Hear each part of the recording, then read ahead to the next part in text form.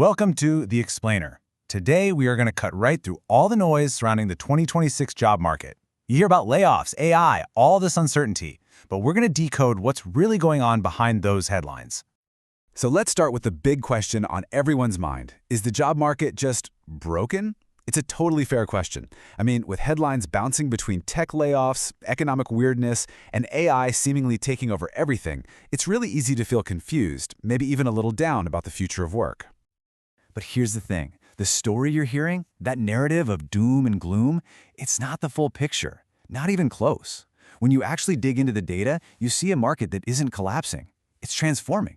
It's reshaping itself into something new. In fact, economists have a name for what we're in right now.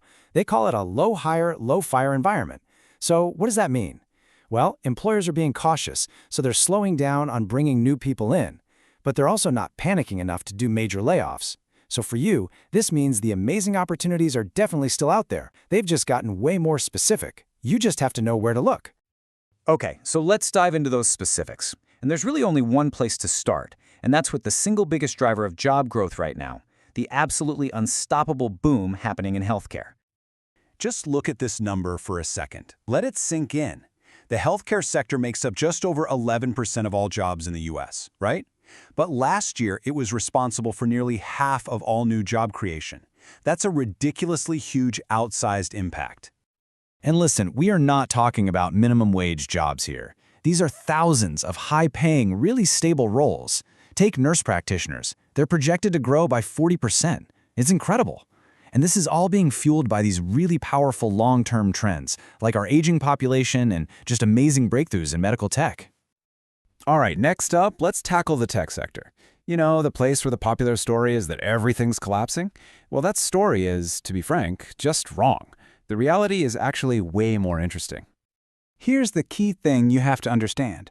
While yes, hiring for general tech roles has cooled off from that crazy pandemic peak, the demand for specialists is absolutely on fire. Think about it. The tech unemployment rate is still a super healthy 2.9%, which is way below the national average.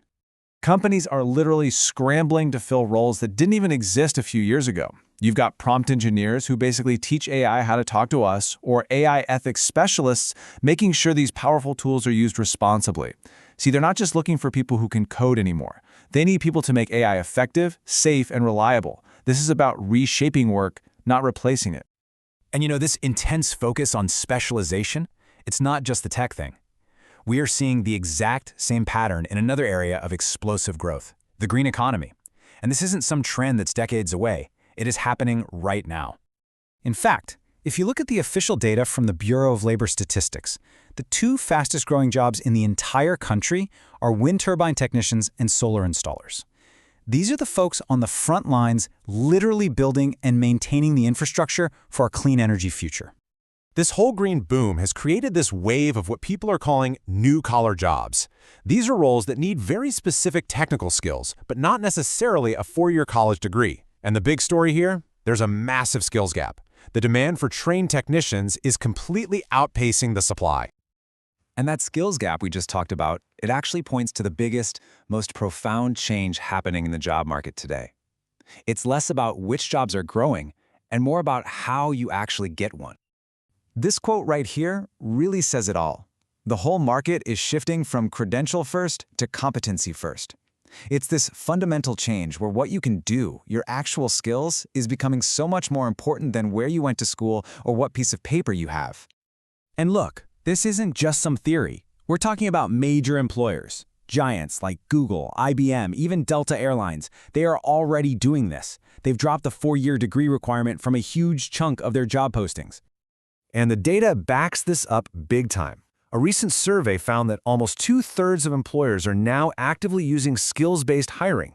They're looking for proof, for demonstrated competence, not just for a traditional credential. So what this has done is create a whole new and often faster path to a great career. The blueprint is pretty clear. First, you identify one of those skills gaps. Second, you commit to a super focused sprint of deep learning. Third, you build a portfolio that proves, no question, that you can do the work. And fourth, you get out there and connect with people in that field. So, after all that, what does this actually mean for you right now?